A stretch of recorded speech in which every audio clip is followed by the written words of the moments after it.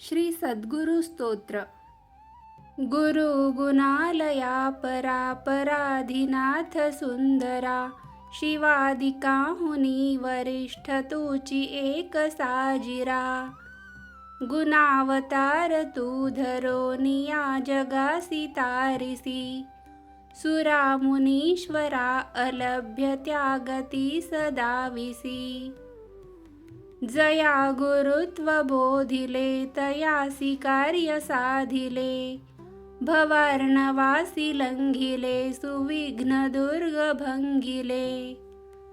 सहारी पुंसी जिंकिले निजात्मतत्व चिंतिले, परात परासी पाहिले प्रकृष्ट दुःख साहिले.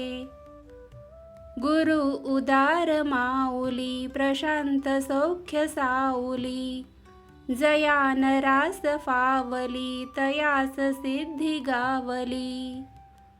गुरु गुरु गुरु गुरु म्हणोनी जो स्मरे नरू, तरोनी मोह सागरू सुखी घडे निरंतरू. गुरु चिदाब्धी चंद्र हा महत्पदी महेंद्र हा, गुरु प्रताप रुद्र हा गुरु कृपा समुद्र हा. गुरु स्वरूप दे स्वतः गुरुची ब्रह्म सर्वथा, गुरु विना महाव्यथा नसे जगी निवारिता. शिवाहुनी गुरु असे अधिक हे मला दिसे, नरांसी मोक्ष द्यावया गुरु स्वरूप घेतसे. शिवे स्वरूप आपुले न मोक्ष दक्ष देखिले, गुरुत्व पूर्ण घेतले म्हणून कृत्य साधिले. गुरुची तात्र माऊली गुरुची दीन साऊली, गुरुची शिष्य वासुरांसी कामधेनु गाऊली. गुरुची चिंतितार्थ दे गुरुची तत्व तो वदे, अलभ्य मोक्ष लाभ आपुल्या कृपे गुरुची दे. गुरुची भेद नाशितो जडांधकार सोशितो, गुरुची मोह वारितो अविद्य भाव सारितो. गुरुची ब्रह्म दावितो गुरुची ध्यान लावितो, गुरुची विश्व सर्व आत्मरूप हे बुझावितो. गुरुची मूळ दीप रे जगद्गुरु स्वरूप रे, समस्त देव ही तदंश दिसता ती साजिरे. गुरुची पूर्ण सिंधुरे तयांत देव बिंदुरे, गुरु स्वयंभू सूर्य अन्य सर्व ही मयूर रे. गुरुची दिव्य दृष्टी रे गुरुची सर्व सृष्टी रे, गुरुची ज्ञान बोध रे गुरुची सर्व शोध रे. गुणांत तोची विस्तरे मनंत तोची संचरे, समस्त भूत मात्र चेष्टवोनी एक लाऊरे. गुरु विराट रूप रे गुरु हिरण्य गर्भ रे, गुरुची ओम त्रिवर्ण पंचवर्ण मुख्य तार रे. गुरुची विश्व तेजसु गुरुची प्राज्ञ पुरुषु, गुरु विना दुजानसे श्रुतीस घोष सर्वसु. गुरुची ध्येय ध्यान रे गुरुची सर्व मान रे, नसे गुरु समान रे जनी गुरु समान रे. गुरुची थोर सान रे महासुखा निधान रे, गुरु गुरु गुरु गुरु करी म्हणोनी गान रे. गुरु स्वरूप चिंतिजे समाधी हेची बोलिजे, समस्त वेद पाठ नाम मंत्र जाप्य जानिजे. यथार्थ सर्व तीर्थ जे सद्गुरु पदाब्ज तोय हे, गुरुची सेवने अनेक अश्वमेध यज्ञ हे. नमो गुरु कृपा करा, नमो गुरु गुणा करा, नमो गुरु परात परा, नमो गुरु महत् करा, नमो गुरु सनातना, नमो गुरु मना मना, नमो गुरु घना घना, नमो गुरु निरंजना. श्री गुरु अष्टकम्. शरीरं सुरूपं तथा वा कलत्रं, यशश्चारुचित्रं धनं मेरुतुल्यं, मनश्चैनलग्नं गुरोरङ्घ्रिपद्मे, ततः किं ततः किं ततः किं ततः किं. कलत्रं धनं पुत्रपौत्रादि सर्वं, गृहं बान्धवा सर्वमेतद्धि जातं, मनश्चैनलग्नं गुरोरङ्घ्रिपद्मे, ततः किं ततः किं ततः किं ततः किं. षडङ्गादिवेदो मुखे शास्त्रविद्या, कवित्वादिगद्यं सुपद्यं करोति, मनश्चैनलग्नं गुरोरङ्घ्रिपद्मे, ततः किं ततः किं ततः किं ततः किं. विदेशेषु मान्यः स्वदेशेषु धन्यः, सदाचारवृत्तेषु दत्तो न चान्यः, मनश्चैनलग्नं गुरोरङ्घ्रिपद्मे, ततः किं ततः किं ततः किं ततः किं. क्षमामण्डले भूपभूपालवृन्दे, सदा सेवितं मस्तपादारविन्दं, मनश्चैनलग्नं गुरोरङ्घ्रिपद्मे, ततः किं ततः किं ततः किं ततः किं. यशो मे गतं दिक्षु दानप्रतापात्, जगद्वस्तु सर्वं करे सत्प्रसादात्, मनश्चैनलग्नं गुरोरङ्घ्रिपद्मे, ततः किं ततः किं ततः किं ततः किं.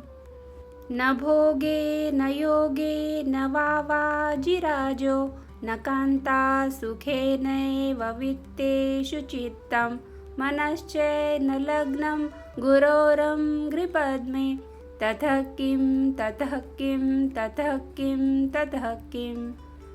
अरण्ये न वा स्वस्थगेले न कार्ये, न देहे मनोवर्तवने मे त्वनर्घे, मनश्चैनलग्नं गुरोरङ्घ्रिपद्मे, ततः किं ततः किं ततः किं ततः किं. अनर्घ्यानि रत्नादिमुक्तानि सम्यक्, समालिङ्गिता कामिनी यामिनीषु, मनश्चैनलग्नं गुरोरङ्घ्रिपद्मे, ततः किं ततः किं ततः किं ततः किं. गुरोरष्टकं यः पठेत् पुण्यदेही, यतिर्भूपतिर्ब्रह्मचारी च गेली, लभेत्वाञ्छितार्थं पदं ब्रह्मसज्ञं, गुरोरुक्तवाक्ये मनो यस्य लग्नम्. इति श्रीमद् आद्यशङ्कराचार्यकृतं गुर्वाष्टकं सम्पूर्णम्. श्री गुरु गायत्री मंत्र. ओम गुरुदेवाय विद्महे परब्रह्माय धीमहि, तन्नो गुरुः प्रचोदयात्.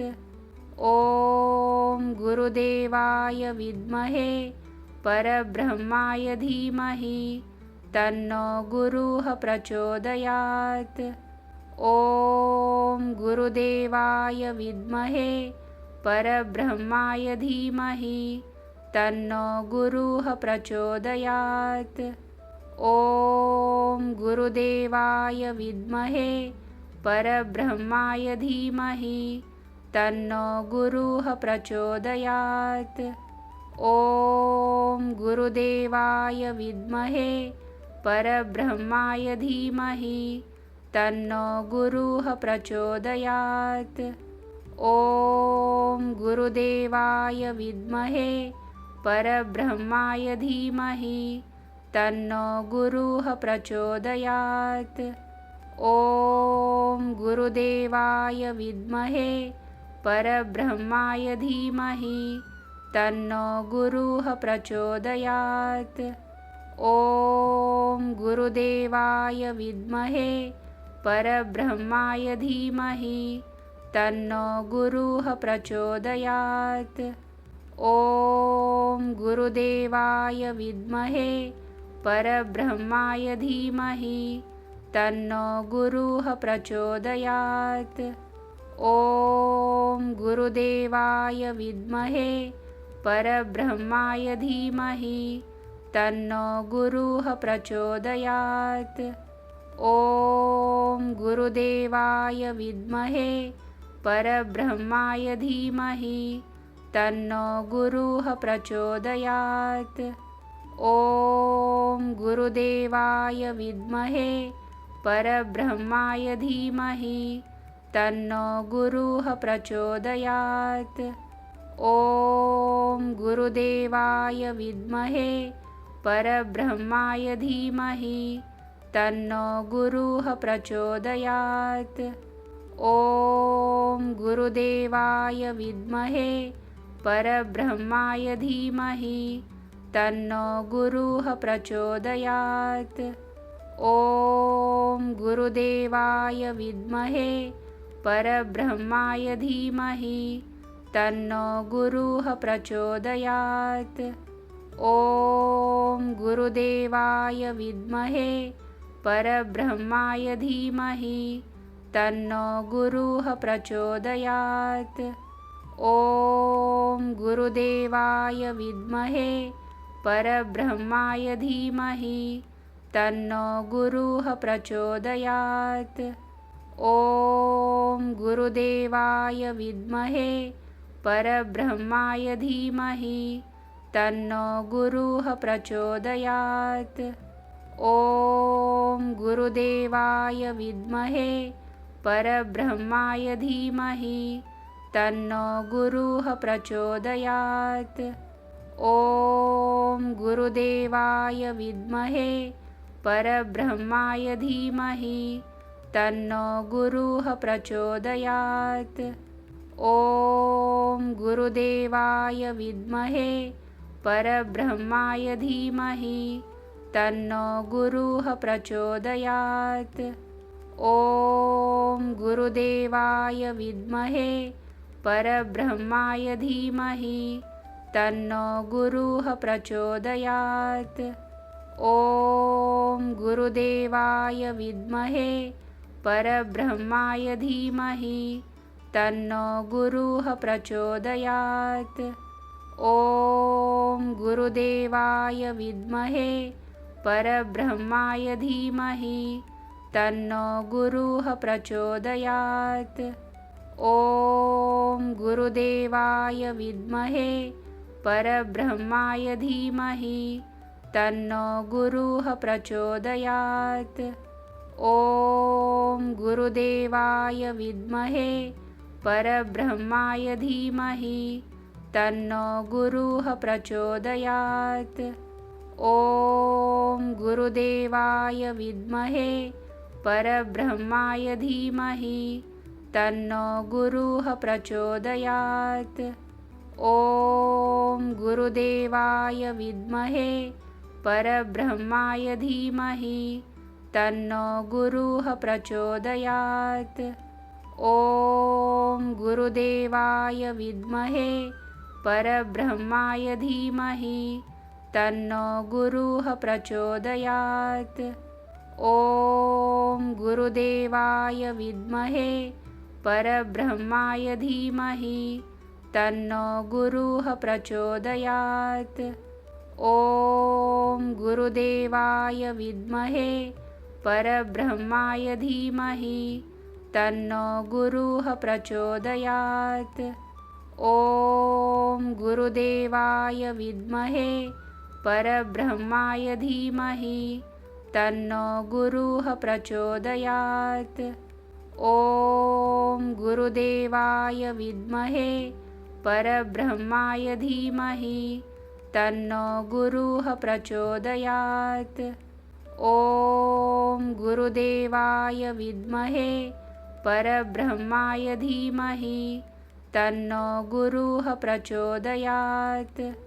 ॐ गुरुदेवाय विद्महे परब्रह्माय धीमहि तन्नो गुरुः प्रचोदयात्।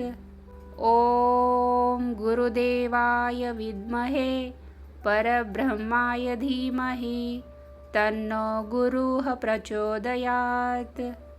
ॐ गुरुदेवाय विद्महे परब्रह्माय धीमहि तन्नो गुरुः प्रचोदयात्। ॐ गुरुदेवाय विद्महे परब्रह्माय धीमहि तन्नो गुरुः प्रचोदयात्। ॐ गुरुदेवाय विद्महे परब्रह्माय धीमहि तन्नो गुरुः प्रचोदयात्। ॐ गुरुदेवाय विद्महे परब्रह्माय धीमहि तन्नो गुरुः प्रचोदयात्। ॐ गुरुदेवाय विद्महे परब्रह्माय धीमहि तन्नो गुरुः प्रचोदयात्। ॐ गुरुदेवाय विद्महे परब्रह्माय धीमहि तन्नो गुरुः प्रचोदयात्। ॐ गुरुदेवाय विद्महे परब्रह्माय धीमहि तन्नो गुरुः प्रचोदयात्। ॐ गुरुदेवाय विद्महे परब्रह्माय धीमहि तन्नो गुरुः प्रचोदयात्। ॐ गुरुदेवाय विद्महे परब्रह्माय धीमहि तन्नो गुरुः प्रचोदयात्। ॐ गुरुदेवाय विद्महे परब्रह्माय धीमहि तन्नो गुरुः प्रचोदयात्। ॐ गुरुदेवाय विद्महे परब्रह्माय धीमहि तन्नो गुरुः प्रचोदयात्। ॐ गुरुदेवाय विद्महे परब्रह्माय धीमहि तन्नो गुरुः प्रचोदयात्। ॐ गुरुदेवाय विद्महे परब्रह्माय धीमहि तन्नो गुरुः प्रचोदयात्। ॐ गुरुदेवाय विद्महे परब्रह्माय धीमहि तन्नो गुरुः प्रचोदयात्। ॐ गुरुदेवाय विद्महे परब्रह्माय धीमहि तन्नो गुरुः प्रचोदयात्। ॐ गुरुदेवाय विद्महे परब्रह्माय धीमहि तन्नो गुरुः प्रचोदयात्। ॐ गुरुदेवाय विद्महे परब्रह्माय धीमहि तन्नो गुरुः प्रचोदयात्। ॐ गुरुदेवाय विद्महे परब्रह्माय धीमहि तन्नो गुरुः प्रचोदयात्। ॐ गुरुदेवाय विद्महे परब्रह्माय धीमहि तन्नो गुरुः प्रचोदयात्। ॐ गुरुदेवाय विद्महे परब्रह्माय धीमहि तन्नो गुरुः प्रचोदयात्। ॐ गुरुदेवाय विद्महे परब्रह्माय धीमहि तन्नो गुरुः प्रचोदयात्। ॐ गुरुदेवाय विद्महे परब्रह्माय धीमहि तन्नो गुरुः प्रचोदयात्। ॐ गुरुदेवाय विद्महे परब्रह्माय धीमहि तन्नो गुरुः प्रचोदयात्। ॐ गुरुदेवाय विद्महे परब्रह्माय धीमहि तन्नो गुरुः प्रचोदयात्। ॐ गुरुदेवाय विद्महे परब्रह्माय धीमहि तन्नो गुरुः प्रचोदयात्। ॐ गुरुदेवाय विद्महे परब्रह्माय धीमहि तन्नो गुरुः प्रचोदयात्। ॐ गुरुदेवाय विद्महे परब्रह्माय धीमहि तन्नो गुरुः प्रचोदयात्। ॐ गुरुदेवाय विद्महे परब्रह्माय धीमहि तन्नो गुरुः प्रचोदयात्। ॐ गुरुदेवाय विद्महे परब्रह्माय धीमहि तन्नो गुरुः प्रचोदयात्। ॐ गुरुदेवाय विद्महे परब्रह्माय धीमहि तन्नो गुरुः प्रचोदयात्। ॐ गुरुदेवाय विद्महे परब्रह्माय धीमहि तन्नो गुरुः प्रचोदयात्। ॐ गुरुदेवाय विद्महे परब्रह्माय धीमहि तन्नो गुरुः प्रचोदयात्। ॐ गुरुदेवाय विद्महे परब्रह्माय धीमहि तन्नो गुरुः प्रचोदयात्। ॐ गुरुदेवाय विद्महे परब्रह्माय धीमहि तन्नो गुरुः प्रचोदयात्। ॐ गुरुदेवाय विद्महे परब्रह्माय धीमहि तन्नो गुरुः प्रचोदयात्। ॐ गुरुदेवाय विद्महे परब्रह्माय धीमहि तन्नो गुरुः प्रचोदयात्। ॐ गुरुदेवाय विद्महे परब्रह्माय धीमहि तन्नो गुरुः प्रचोदयात्। ॐ गुरुदेवाय विद्महे परब्रह्माय धीमहि तन्नो गुरुः प्रचोदयात्। ॐ गुरुदेवाय विद्महे परब्रह्माय धीमहि तन्नो गुरुः प्रचोदयात्। ॐ गुरुदेवाय विद्महे परब्रह्माय धीमहि तन्नो गुरुः प्रचोदयात्। ॐ गुरुदेवाय विद्महे परब्रह्माय धीमहि तन्नो गुरुः प्रचोदयात्।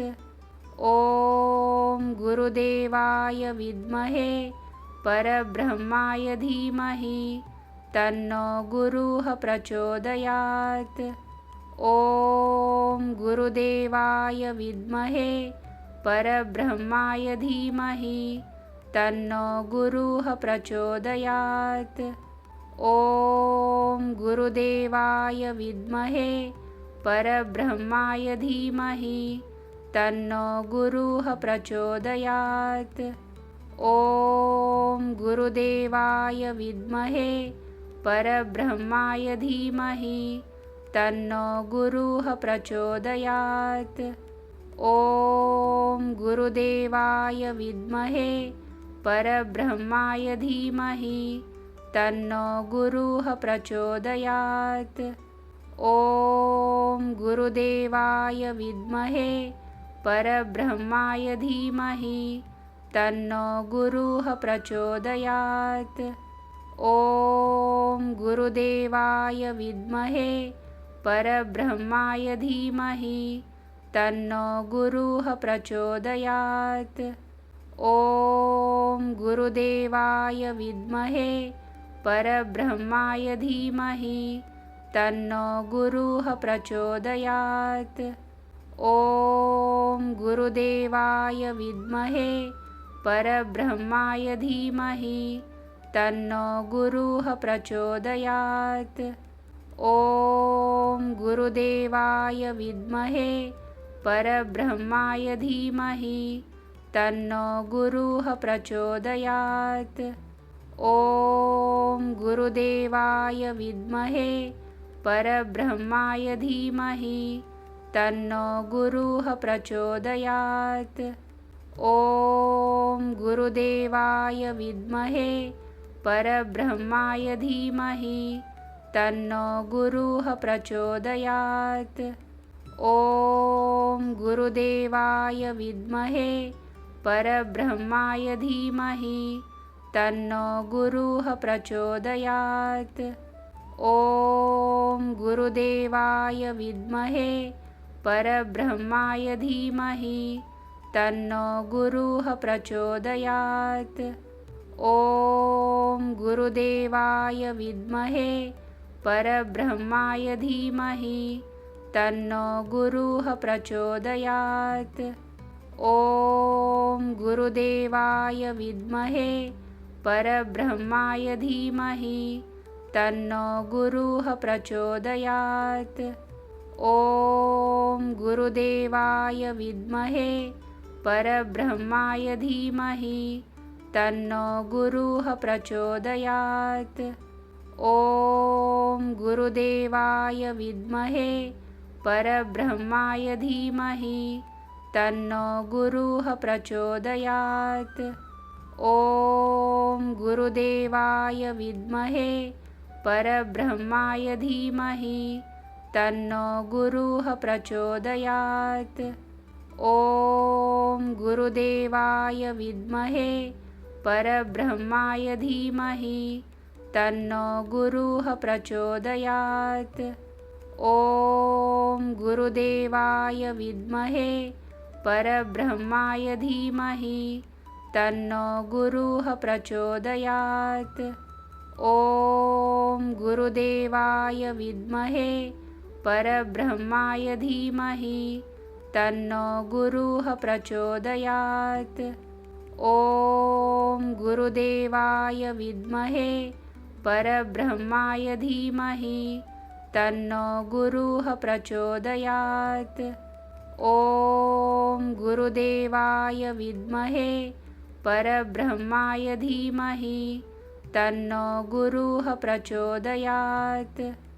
ॐ गुरुदेवाय विद्महे परब्रह्माय धीमहि तन्नो गुरुः प्रचोदयात्। ॐ गुरुदेवाय विद्महे परब्रह्माय धीमहि तन्नो गुरुः प्रचोदयात्। ॐ गुरुदेवाय विद्महे परब्रह्माय धीमहि तन्नो गुरुः प्रचोदयात्। ॐ गुरुदेवाय विद्महे परब्रह्माय धीमहि तन्नो गुरुः प्रचोदयात्। ॐ गुरुदेवाय विद्महे परब्रह्माय धीमहि तन्नो गुरुः प्रचोदयात्। ॐ गुरुदेवाय विद्महे परब्रह्माय धीमहि तन्नो गुरुः प्रचोदयात्। ॐ गुरुदेवाय विद्महे परब्रह्माय धीमहि तन्नो गुरुः प्रचोदयात्।